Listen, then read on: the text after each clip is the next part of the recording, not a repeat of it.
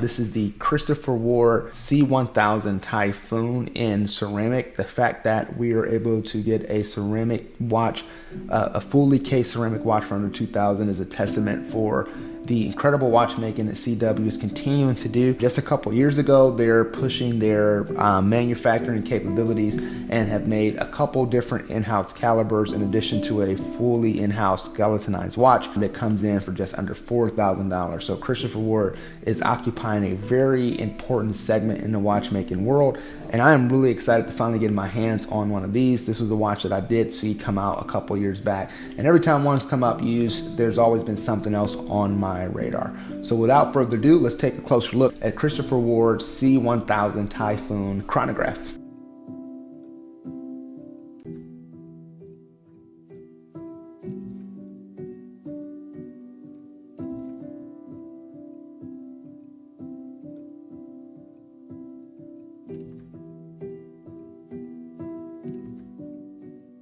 So as I mentioned in the beginning, for Christopher Ward to come out with a titanium and ceramic case watch for just a little bit over $2,000 is quite an impressive feat, especially when you consider that the IWC ceramic, I believe, usually resells for around $7,000, $8,000. I believe that's a $12,000 watch MSRP, and Christopher Ward delivers a more wearable 42mm Pilot watch. I think is absolutely amazing. The IWC Pilot is 44mm, if I remember correctly, and comes in just a shade bit under 16mm thick. The Christopher Ward is a very wearable 42mm with a 51mm lug. I tell you, it doesn't even feel like it's 51 because the lugs do have a very stark downturn that allows it to accommodate a few more different styles wrists. But with that said, it's also only 14mm thick, where I believe the IWC again is closer to 16mm thick. So this is a heavily modified 7750 base movement, which is based off the same movement that IWC uses in its 37710 before they went the in-house option just a couple years back. A very tried and true movement, and once again, the same movement for a fraction of the cost of the IWC Pilot. So everything about the watch is a titanium subframe with a ceramic case except for the crown and for the crown pushers. Those are done in PVP. If I was to have a single complaint about the watch, and when I say that this is one of two complaints I have with the watch, is the crown. The crown is a smooth PVD that I can imagine rubbing off, and that because there is no knurlings, no type of grooves, it does make the crown a little bit harder to grip.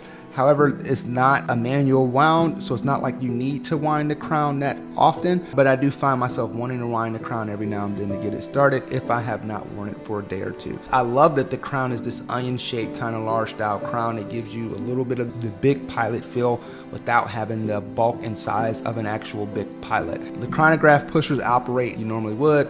The pusher at 2 o'clock starts the chronograph. The pusher at 4 o'clock will reset the chronograph once the second hand is stopped.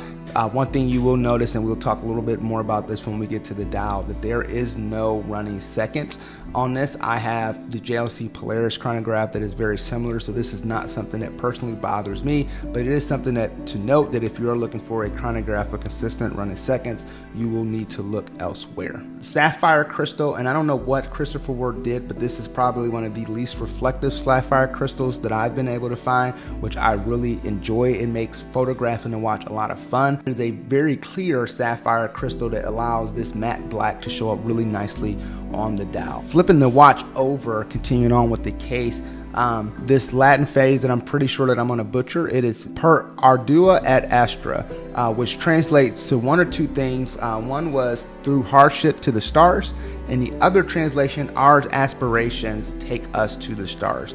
Both very cool to have over the FGR4 Typhoon fighter jet. This is the most detailed caseback that I've had the opportunity to experience on a watch.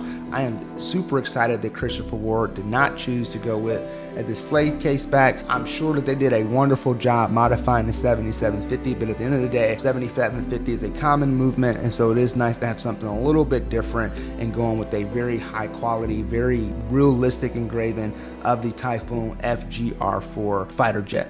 So let's take a look at the dial. This dial is really amazing. It is a deep black matte finish with stark white contrasting font, And I love the pop of color that you get from the blue 5-minute markers. This really allows the watch to stand out and kind of be treated in a class all on its own. It gives you the stealth look without being monotone, and that blue really does allow the watch to be a little bit more versatile when looking for strap options. First thing that I did when I got the watch is I threw it on this olive green strap from Havston. I think it looks great on a single pass NATO, and it also wears really great as well. I almost forget that I have the watch on my wrist because the titanium subframe makes the watch wear really light and extremely comfortable. If you check out the sub register at 12 and at 6 o'clock, these are really cool sub register designs. They're designed to mimic the thrusters of the FGR4 fighter jet. So you see these little etched out grooves, and once again, very bright white font on black contrasting sub rings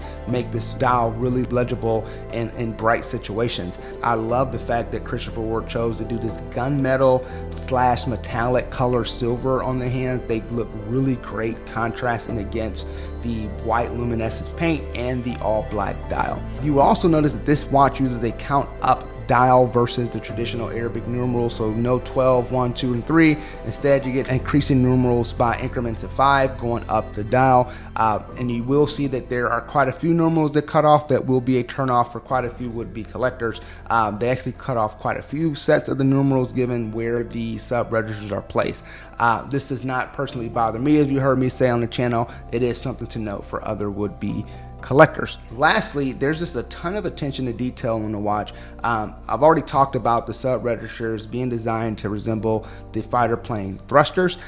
You also see the counterbalance of the second hand resemble the back half of the FGR4, and the white tip of the second hand resembling the front half of that plane. Once again, not something that's exclusive to Christopher Ward, but I think the execution on this watch looks really, really great, and it's a great way to bring in the fighter elements of the jets without over branding the dial. I think Christopher Ward really nailed creating an all black pilot style watch without overdoing the branding. As far as font on the dial, you get a very unique font that I believe mimics the font that's used in this particular fighter jet, and you have CR Ward on the dial London, and that is it. So what you get is a very clean chronograph dial that does not appear too busy.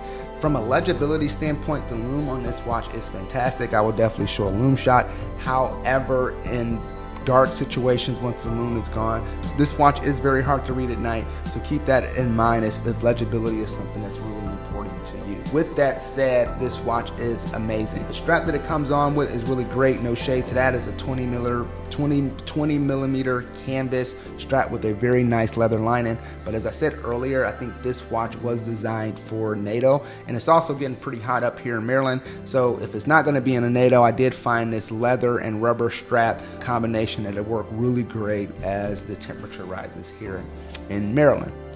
At 12 o'clock, you have the traditional pilot triangle with the 2 dots, but that is something that you will see featured on a lot of pilot watches. I would argue that it's not a pilot watch if it doesn't have that triangle. So as always, thank you for watching the channel. This was something I was really excited about, a relatively rare bird, found it on Watch Recon for an amazing deal. If you're looking for a pilot watch or a pilot chronograph and you want something ceramic case to be a little bit different from what you normally see if you can't hunt down the Christopher Ward C1000 Typhoon. As always, thank you for watching. Have an amazing day. Please check out my Instagram page by the same name, J-Will Studios. That's where I just post a lot of my watch content, what I'm wearing, etc. So as always, thank you again. Please like and subscribe.